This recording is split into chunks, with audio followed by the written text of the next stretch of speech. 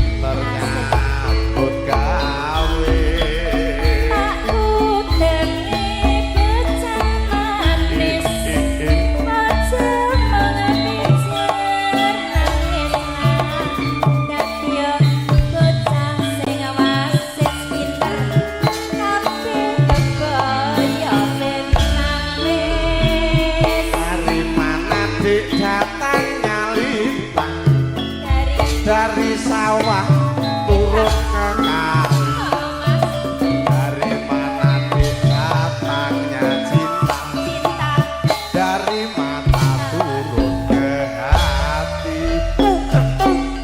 Tak kudengi bocah ayu, aja malah pijar nafsu, yen dituturi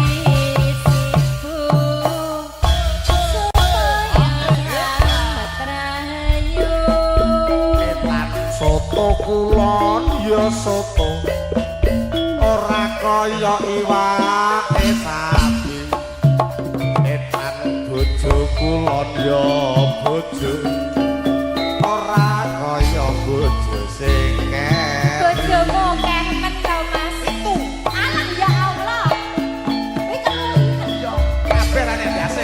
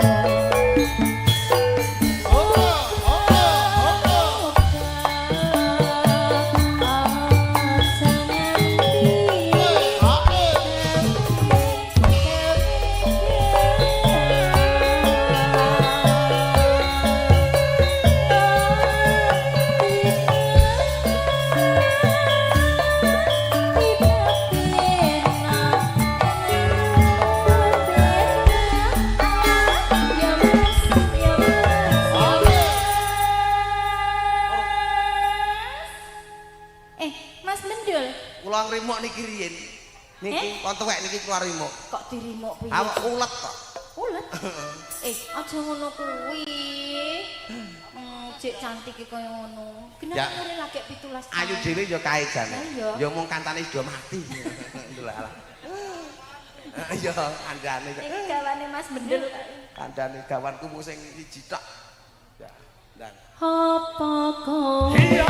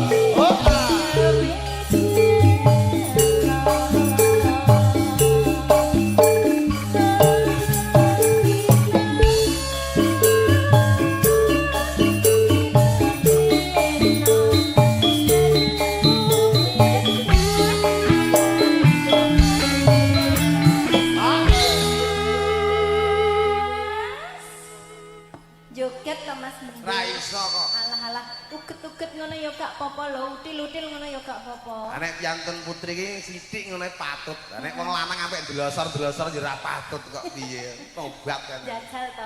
Ora kok. Lho, guyu uget-uget ngono tok ya ora apa-apa lho. guyu Mbah Lurah nek isin aku. Lah yo MC kok pola-polo jare iya. Nek ya ora apa-apa. Lah nggih Mbah niki kok plola-plolo ya Mbah mesake kula ya. Kaya ngene nobatke wong kok jenenge. Enggak.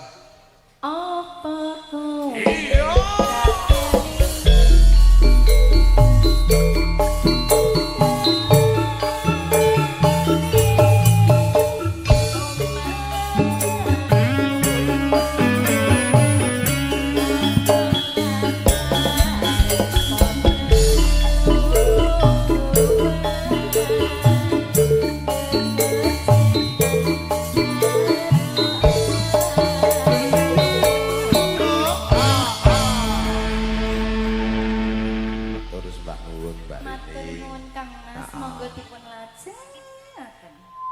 Sepisan jumeneng menika